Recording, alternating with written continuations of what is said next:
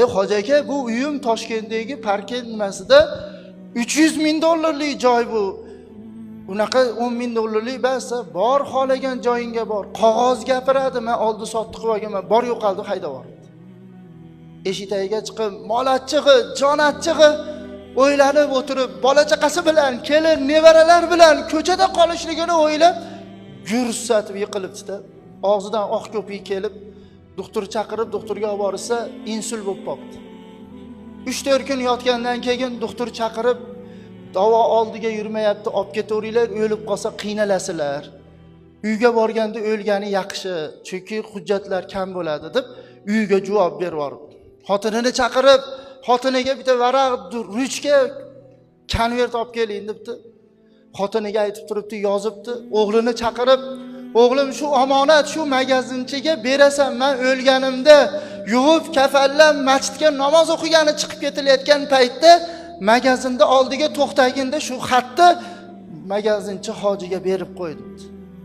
Dada, hali yoshsiz, tuzalasiz, qancha odam tuzalgan bu kasaldan. Siz yoshingiz katta bas bo'lsa, o'lim haqki o'g'lim. Bugun bo'lmasa ertaga bo'lmasa bir kun emas, bir kun o'limni men totaman-ku. O'g'liga taskin beribdi. 2 kun o'tgandan keyin hoji aka o'libdi-da. Yuvilib, kafanlanib, o'lik tashiydigan mashinada namozga olib chiqib ketishyapti. Magazinda oldiga mashina to'xtaydigan joyga qo'yib, hoji akaga berib qo'y xatni deb yugurib kirib hoji akani chaqirsa chiqibdi. Dadam shu xatni sizga beruvdilar, o'qir ekansiz. Shunday xatni ochib, o'qib, u ham orqasidan gursatib yiqilibdi.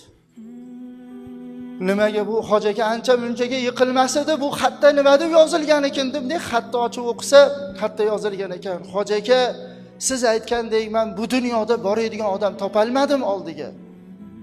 Hech kimga bir gapni gapira olmay qoldim. O'zini huzuriga ketyapman, haqni huzuriga. Ilojini qilsangiz bormen debdi-da. Kim ilojini qila olmaydi? Kim ilojini qila oladi? Bormaslikdi. Orqasidan mana ketdi-yu asrga to'g'rilar. Ana birovning haqqini shu darajada gapiriladiki, haqqi mardumni emas, sirot uzra tutaro. Payg'ambarimiz birovning haqqidan qanday qo'rqqanlar? Kunlardan bir kun Hazrat Umarning qizlari Hafsa onamiz bilan Hafsa onamiz payg'ambarimizning zavja xotinlari bo'ladi.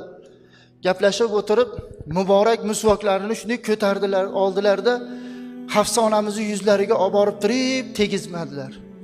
Hafsa onamiz, "Ya Rasululloh, tegizing musvogingizni, tegizing.